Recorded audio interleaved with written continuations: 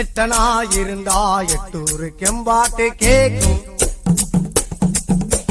பத்தனா இருந்தா பத்தூரும் எம்பாட்ட பாடும்.